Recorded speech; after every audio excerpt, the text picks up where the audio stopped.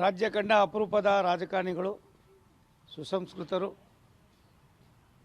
ದೇಶ ವಿದೇಶಗಳಲ್ಲಿ ತಮ್ಮದೇ ಆದಂಥ ಒಂದು ದೃಷ್ಟಿಕೋನವನ್ನು ಆಯಿಸಿ ಭಾರತ ದೇಶಕ್ಕೆ, ವಿಶೇಷವಾಗಿ ಕರ್ನಾಟಕಕ್ಕೆ ಅಪಾರವಾದ ಕೊಡುಗೆಯನ್ನು ಕೊಟ್ಟಂಥ ಮಾಜಿ ಮುಖ್ಯಮಂತ್ರಿಗಳು, ಕೇಂದ್ರದ ಮಾಜಿ ವಿದೇಶಾಂಗ ಸಚಿವರು, ಮಹಾರಾಷ್ಟ್ರದ ಮಾಜಿ ರಾಜ್ಯಪಾಲರು ಆಗಿರ್ತಕ್ಕಂಥ ಸನ್ಮಾನ್ಯ ಎಸ್.ಎಂ. ಕೃಷ್ಣ ಸಾಹೇಬರು ಇವತ್ತು ಅಕಾಲಿಕ ಮರಣವಾಗಿದ್ದಾರೆ. 92 ವರ್ಷ ನಿರಂತರವಾದ ಸೇವೆಯನ್ನು ಮಾಡೋದ್ರ ಮುಖೇನ ಸಮಾಜಮುಖಿಯಾಗಿ ಕೆಲಸವನ್ನು ಮಾಡಿದ್ದಾರೆ. ಜನಪರ ಕಾರ್ಯಕ್ರಮಗಳಿಗೆ ಒತ್ತನ್ನು ಕೊಟ್ಟಿದ್ದಾರೆ. ಕರ್ನಾಟಕದ ರಾಜಧಾನಿ ಬೆಂಗಳೂರನ್ನು ನಾಡಪ್ರಭು ಕೆಂಪೇಗೌಡರ ಬೆಂಗಳೂರಿಗೆ ಒಂದು ಹೊಸ ಚೈತನ್ಯವನ್ನು ತುಂಬಿದವರಲ್ಲಿ, ಒಂದು ಹೊಸ ಬೆಳವಣಿಗೆಯನ್ನು ಕೊಟ್ಟಂಥವರಲ್ಲಿ ಸನ್ಮಾನ್ಯ ಎಸ್.ಎಂ. ಕೃಷ್ಣ ಅವರು ಮೊದಲಿಗರು. ವಿಶೇಷವಾಗಿ ಮಠಮಾನ್ಯಗಳ ಬಗ್ಗೆ, ಹರಗುರು ಚರಮೂರ್ತಿಗಳ ಬಗ್ಗೆ ಅವ್ರಿಗಿದ್ದಂಥ ಅಪಾರವಾದ ಕಾಳಜಿ, ಕನ್ಸರ್ನು, ನಂಬಿಕೆ ಮತ್ತು ಗೌರವ ಪ್ರಾಯಶಃ ನಾನು ಕೂಡ ಬಲ್ಲವನಾಗಿದ್ದೇನೆ. ಬಿಸಿಯೂಟದ ಯೋಜನೆಯನ್ನು ಕರ್ನಾಟಕಕ್ಕೆ ಸಮರ್ಪಣೆ ಮಾಡುವ ಸಂದರ್ಭದಲ್ಲಿ ಬೆಳಗ್ಗೆ 6:30 ಗಂಟೆಗೇ ನಾನು ಅವರು ಮುಖ್ಯಮಂತ್ರಿಗಳಾಗಿದ್ದರು.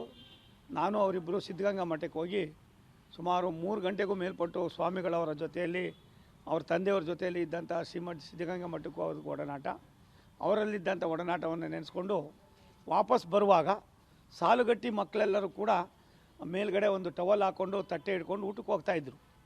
ನನಗೆ ಕೇಳಿದ್ರು ಅವಾಗ ಎಸ್.ಎಂ. ಕೃಷ್ಣ ಸಾಹೇಬ್ರು, ಏನಿದು ಅಂತ. ಈ ಥರ ಹೀಗಿದೆ ಅಂತ ಅಂದ್ಬಿಟ್ಟು ಅವಾಗ ಗಾಡಿ ನಿಲ್ಲಿಸಿ, ಅವತ್ತು ಕ್ಯಾಬಿನೆಟ್ ಮೀಟಿಂಗ್ ಇತ್ತು.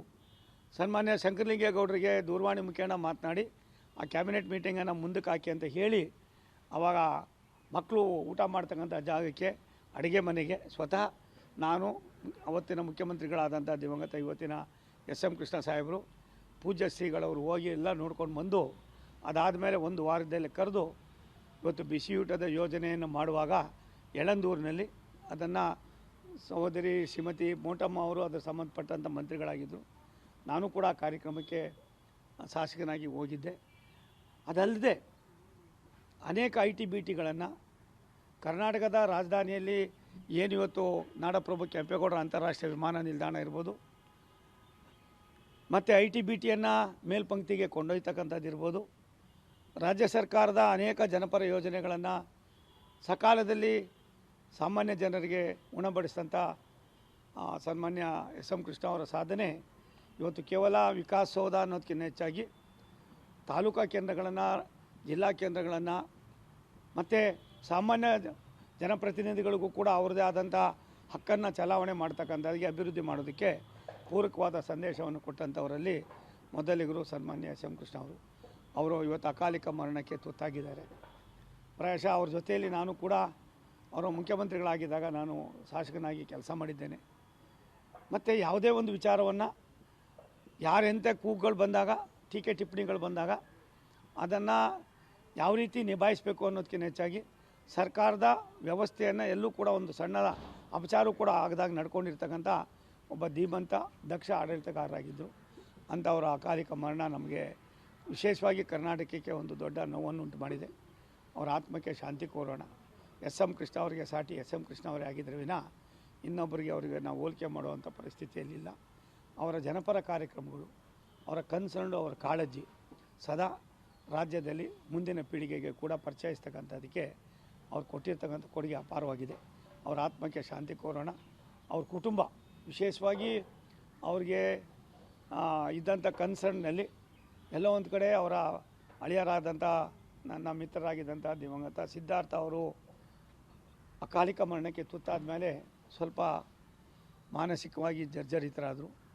ಆದರೂ ಕೂಡ 92 ವರ್ಷಗಳ ಕಾಲ ಸುದೀರ್ಘವಾದ ಜನಸೇವೆಯನ್ನು ಮಾಡಿದ್ದಾರೆ. ಒಂದಲ್ಲ ಎರಡಲ್ಲ 10 ಕೆಲಸಗಳು ಮಾಡಿದೆ. ಸ್ಪೀಕರ್ ಆಗಿದ್ದಂಥವರು, ಮತ್ತೊಂದಾಗಿದ್ದಂಥವರು, ಸಾಮಾನ್ಯ ಜನರ ಒಡನಾಟ ವಹಿಸ್ತಕ್ಕಂಥವ್ರು, ಡೆಪ್ಟಿ CM ಅಂತ ಗೊತ್ತಾಗಿದ್ದೆ ಅವ್ರ ಕಾಲದಲ್ಲಿ.